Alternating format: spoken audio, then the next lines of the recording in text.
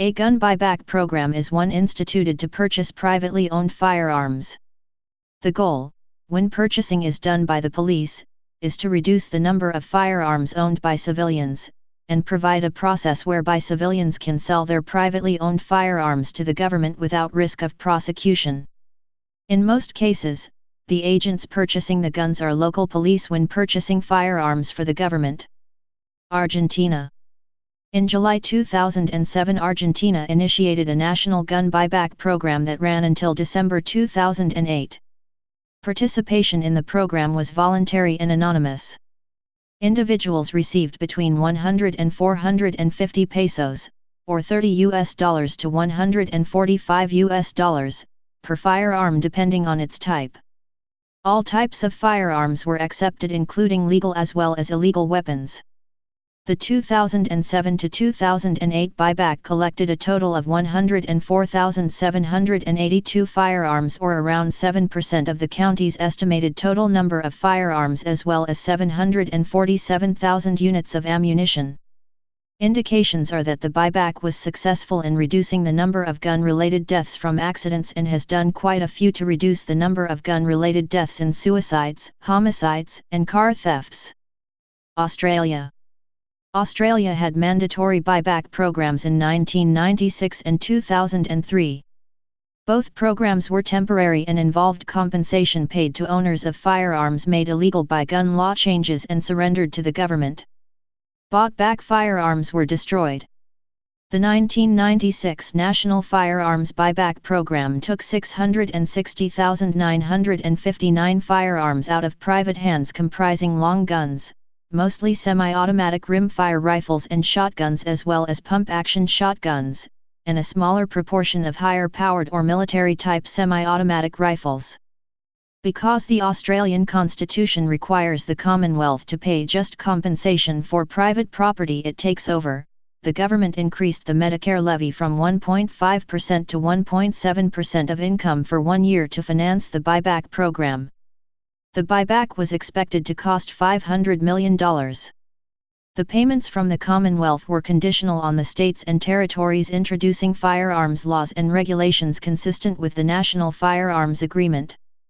In 2003, new handgun laws made illegal target pistols of greater than .38 caliber and handguns with barrels less than 120 mm, semi-automatic, or 100 mm, revolvers, such as pocket pistols.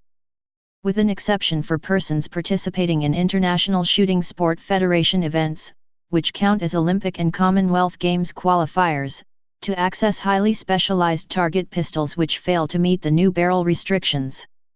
The coalition of Australian governments agreed to this restricted use on the grounds that these highly specialized target pistols are large, visually distinctive, and not readily concealable due to their overall size. In 2017, Australia had a national firearms amnesty, the first since 1996, in which individuals could surrender illegal firearms for destruction. Brazil. In 2 gun buyback programs between 2003 and 2009, the Brazilian government collected and destroyed over 1.1 million guns. In 2004, the Brazilian government implemented a 6-month national gun buyback program that met its stated objective of collecting 80,000 guns in less than 3 months. The government budgeted $3 million for the program, in which participants were given up to $100 per gun that they handed in. Part of the 2004 buyback included strengthening gun regulations such as, making it illegal to own unregistered firearms or to carry a gun outside of one's home, raising the minimum age to own a gun to 25, and imposing new penalties on those that violate these laws. One study suggests that the buyback contributed to the observed reduction in firearm-related mortality. United States. What is believed to have been the first gun buyback program was in Baltimore in 1974. Gun homicides and assaults actually rose during the 2-month program, and it was deemed a failure, though no reason for the crime rate increase was given. Similar programs followed in other cities, including some cities that repeated their programs. However, no evaluation of such programs were published until 1994, after 3 researchers analyzed a 1992 buyback in Seattle, Washington. The study found that the effect on decreasing violent crime and reducing firearm mortality is unknown. Arizona. Gun buybacks have been held in Tucson, 1 in 2013, and Phoenix, 3 in 2013. In 2013, House Bill 2455 was signed into law by Governor Jan Brewer. HB 2455 and Arizona Revised Statute 12-945 were enacted after lobbying by the National Rifle Association and other organizations and require that firearms seized by, surrendered to, or acquired by law enforcement or other government agencies may not be destroyed. Firearms acquired through programs such as gun buybacks or seized in the course of a criminal investigation that are legal for private citizens to possess must be disposed of by sale to a federal firearms licensed dealer. These statutes have raised controversy, with opponents charging that the statutes will turn gun buybacks into recycling programs. Proponents of the measures point out that firearms purchased through private buyback programs may be destroyed. California. On December 15, 2012, the day after the Sandy Hook Elementary School shooting in Newtown, Connecticut, an anonymous donor funded gun buyback events in Oakland and San Francisco, California. Hundreds of area residents received $200 cash for each firearm sold, no questions asked. The guns were to be destroyed. A mile-long line of cars lined up into the East Oakland church parking lot that served as that community's exchange location, prompting the private donor to double his contribution. Over 600 guns were bought between the two locations. 1 week later, it was learned that the event was largely funded by a medical marijuana dispensary, whose executive director said, "It's part of the philosophy we practice called capitalism with a conscience." There was a buyback program in Los Angeles that offered prepaid credit and grocery cards in exchange for guns. Maryland. For 2 months in 1974, the Baltimore Police Department ran what is believed to have been the first gun buyback program in the U.S. Police Commissioner Donald Pomerleau, not known as an advocate for strict gun control, reportedly came up with the idea while at a funeral for an officer who was shot in the line of duty. Operation Pass, People Against Senseless Shootings, paid a $50 bounty for surrendered guns and $100 for tips leading to the confiscation of illegal guns. Some bounty seekers attempted to game the system by buying cheap, new guns that retailed for $21.95 and then trying to turn them in. In all, the police collected 13,500 firearms, mostly handguns, at a cost of over $660,000. However, the city's already high gun homicide and assault rates actually increased during the program, for which police officials offered no explanation.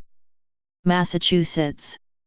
From July 12-14, 2006, the Boston Police Department, with support from dozens of community and faith-based organizations, collected 1,000 firearms. Residents received $200 Target gift cards in exchange for their guns. Michigan. At an August 2012 buyback, the Detroit Police Department paid $16,820 for 365 guns, including 6 assault weapons and a few sawed-off shotguns. The guns were accepted no questions asked at a church where members had collected $18,000 to help get dangerous weapons off the street. People could receive from $50 to $100 for unloaded, operational weapons. Gun-carrying protesters offered those in line more money not to turn in their firearms. New Jersey. A buyback in Camden, New Jersey, in December 2012 collected 1,137 firearms. In April 2013, Newark Police Department collected more than 200 firearms during a buyback funded by Jewelry for a Cause.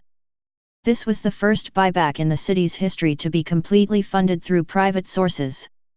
Such programs allow residents to turn in guns for cash. In January 2014, Newark Police Director Samuel DeMeo said he was reviewing the implementation of an ongoing program instead of once or twice a year. Gun buybacks in several locations in Essex County, New Jersey, including Newark, collected about 1,700 guns in February 2013. Washington. The city of Seattle has experimented with gun buyback programs since the early 1990s. Seattle's 1992 gun buyback was initiated in response to a string of shootings in a local neighborhood. The buyback program was watched with great interest given the local demographic and the generally positive public support for the buyback from residents of Seattle and the surrounding area. A public health survey titled Money for Guns was conducted, and while it concluded that no statistically significant result was produced on Seattle's gun crime or gun death ratio, the report maintained that a larger buyback program would be sure to yield positive results. Over 20 years later, Seattle would again make headline for its bold gun buyback program in 2013, but perhaps not for the reasons the program's sponsors and organizers would have liked. While the program could be considered a success, collecting more than 700 guns, handing out almost $70,000 in gift cards and even netting a Stinger missile launcher tube, minus the missile, the program also had a widely unanticipated effect from the local gun buying community. Hundreds of gun buyers showed up to the event seeking to offer cash for valuable antiques or functioning second-hand firearms. The lack of any need for background check in transactions involving private firearms sales turned the city-sponsored event into an open-air gun bazaar. Since then, Seattle has not suffered alone in its gun buyback program woes, with other cities experiencing similar problems, whether it be private sales or local gun owners taking advantage of lucrative gift card offers to unload rusted or non-functioning firearms onto the police. Please subscribe and thanks for watching.